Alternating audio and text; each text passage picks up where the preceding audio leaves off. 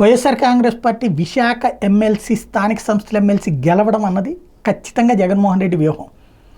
స్వయంగా తనే involve అయ్యేటప్పటికీ ప్రత్యర్థులకి break పడింది, సొంత ప్రజాప్రతినిధులు దారిలోకి వచ్చారు.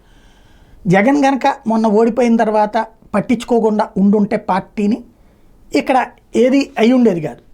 ఒకటి, ఫస్ట్ అభ్యర్థి ఎంపికే జగన్ అద్భుతమైన వ్యూహం. బొత్స సత్యనారాయణ డబ్బు పడేయగలడు, అదే సందర్భంలో పోల్ మేనేజ్మెంట్ తెలిసినటువంటి వాడు. ఇంకోటి, అందరూ స్థానిక సంస్థల ప్రజాప్రతినిధులకి పెద్దన్నగానే ఉంటాడు. ఉత్తరాంధ్రలో ఒక బలమైన నాయకుడు, అందులో మొన్న ఓడిపోయాడు అన్నటువంటి సింపతి కూడా ఉంటుంది.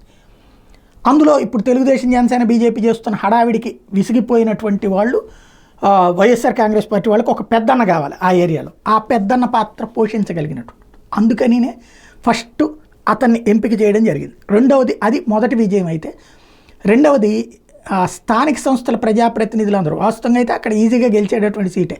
500కు పైగా వైసీపీకి ఉంటే 200, 300 తెలుగుదేశం, జనసేన, బీజేపీ ముగ్గురికి కలిపి కాబట్టి గెలవగలరు. కానీ మొన్న స్థాయి సంఘ ఎన్నికలు కూడా అట్లాగే జరగాలి. కానీ కొంతమంది వెళ్ళిపోయారు, వైవి సుబ్బారెడ్డి వల్ల ఆపడం కార్పొరేటర్లని వాళ్ళని.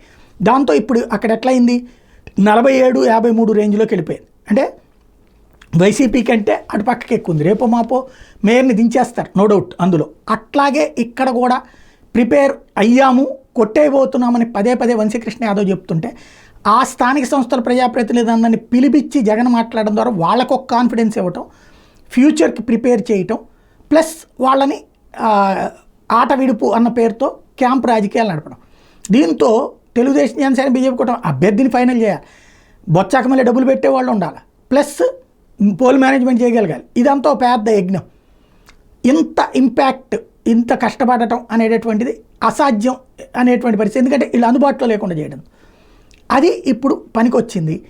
అభ్యర్థి ఎంపిక నాయకులతో స్వయంగా జగన్మోహన్ రెడ్డి కూర్చుని మాట్లాడుతూ వచ్చాడు ప్రజాప్రతినిధులందరితో. అది ఇక వాళ్ళు కూడా అవతలకి పోవడానికి నిరాకరించినటువంటి పరిస్థితి. ఎందుకంటే ఇప్పటికిప్పుడు తెలుగుదేశంలోకి వెళ్ళినా, జనసేనలోకి వెళ్ళినా, బీజేపీలోకి వెళ్ళినా వాల్యూ ఏముండదు. ఇప్పుడు ద్వితీయ శ్రేణి పౌరులుగానే చూడబడతారు వీళ్ళు. ఆ విషయాన్ని పదే పదే ఎక్స్ప్లెయిన్ చేస్తూ ఫ్యూచర్ మనకుంది అని చెప్పుకురావడంతో వాళ్ళకు ఒక కాన్ఫిడెన్స్ వచ్చింది. జగన్ ఒక రకంగా ఈ వ్యూహం పన్నడం అన్నది విజయానికి కారణమైంది.